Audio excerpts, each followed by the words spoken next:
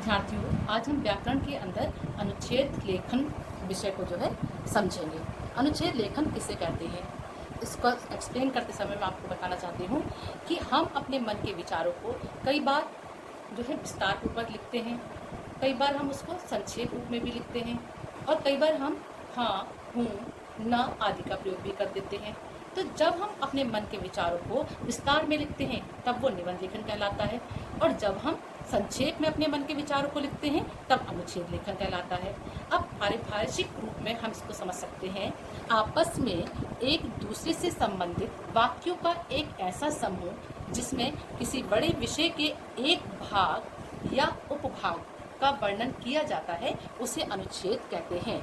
इस प्रकार आप फिर सरल शब्दों में समझ लीजिएगा कि जब किसी बड़े विषय के एक भाग या उपभाग का वर्णन किया जाता है तब उसे अनुच्छेद कहते हैं। अब आता है कि अनुच्छेद लिखते समय हमें कौन कौन सी बातों का ध्यान रखना चाहिए। यदि अनुच्छेद लिखते समय कुछ नियमों को हम ध्यान में रखेंगे तो हमारा अनुच्छेद बहुत ही प्रभावशाली होगा और हमें अच्छे अंक दिलाने में सहायक भी होगा। नंबर 1 पॉइंट हमारा आता है कि अनुच्छेद के लिए हम जिन वाक्यों को लिखते हैं वे छोटे छोटे एवं एक दूसरे से जुड़े होने चाहिए, यानी कि एक वाक्य के अंदर छोटे छोटे शब्द हों और एक दूसरे से वे जुड़े हुए हों। नंबर 2 पॉइंट हमारा होता है कि भाषा सरल किंतु प्रभावशाली होनी चाहिए। अनुच्छेद लेखन लिखते समय इस बात का विशेष ध्यान रखेंगे कि हमें क्लिष्ट शब्दों का प्रयोग नहीं करना है। क्लिष्ट माने कठिन, सरल भाषा का प्रयोग करना है और प्रभावशाली भी होने चाहिए शब्द। नंबर 3 हमारा मोर इम्पोर्टेंट पॉइंट होता है, अनुच्छेद अधिक से अधिक 100 शब्दों का होना चाहिए, यानी कि शब्द सीमा का विशेष हमें ध्यान रखना है अनुच्छेद लिखते समय। शब्द सीमा को समझने के लिए मैं आपको बता देती हूँ कि जब अनुच्छेद लिखते हैं तो हम वाक्यों के अंदर सर्वनाम और संज्ञा शब्दों का प्रयोग करते हैं, योजक शब्दों का प्रयोग करते हैं, तो उन शब्दों को हम गिनते नहीं हैं, क्योंकि सर्वनाम शब्द और संज्ञा शब्द बार बार आते हैं, योजक शब्द बार बार आते हैं, तो उनकी गिनती हम नहीं करते हैं। इस प्रकार से हम शब्द सीमा का अनुमान लगा सकते हैं। फिर हमारा आता है नंबर 4 पॉइंट।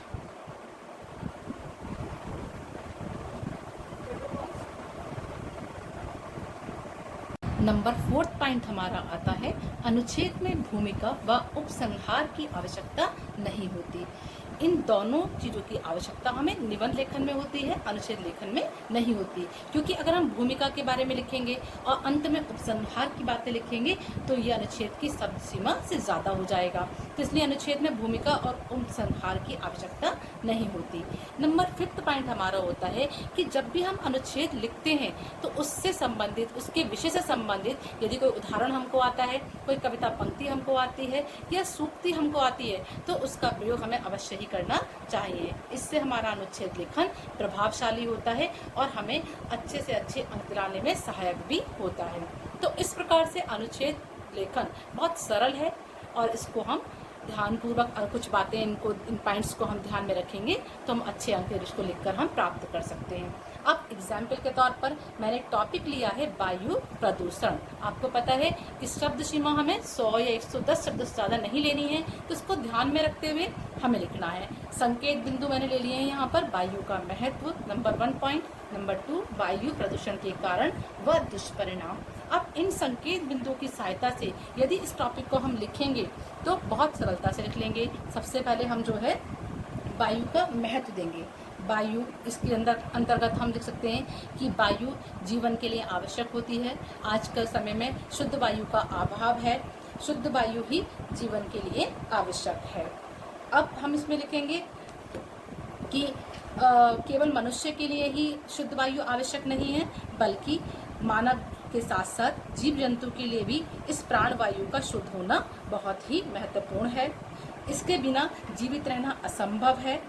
अब हम लिखेंगे इसके अंतर्गत वायु प्रदूषण के कारण। वायु प्रदूषण के निम्नलिखित कारण हो सकते हैं। भूपटल पर बड़ी बड़ी उठक पटक, यानी कि जमीन के ऊपर जो उठा पटक हम करते हैं। इसके अतिरिक्त ज्वालामुखी के विस्फोट, लकड़ी, कोयले और खनिज तेल के जलने और अनेक प्रकार की जो औद्योगिक कारखाने हैं उनसे निकलने वाले धुएं से वायु प्रदूषित होती है। इसके अतिरिक्त अनेक प्रकार की गैसें भी इसका कारण होते हैं।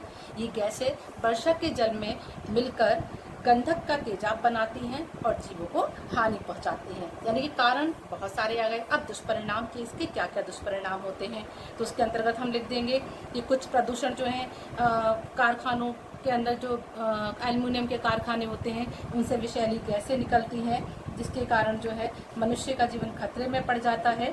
अनेक प्रकार की जो विषैली गैसें हैं, जैसे कि कारखानों में उत्पन्न क्लोराइडो गैस होती है, इन सब से प्रदूषण होता है। साथ में एलर्जी उत्पन्न होती है प्रदूषण के कारण, और जो हमारे लिए अनेक प्रकार के भयानक रोगों का कारण बन जाती है।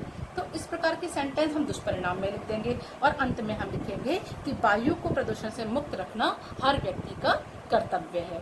तो इस प्रकार से 100 शब्द सीमा के अंतर्गत हम वायु प्रदूषण जैसे जो विषय है उस पर अनुच्छेद लिख सकते हैं। तो अनुच्छेद लिखते समय आपको इन सारी बातों का ध्यान रखना है।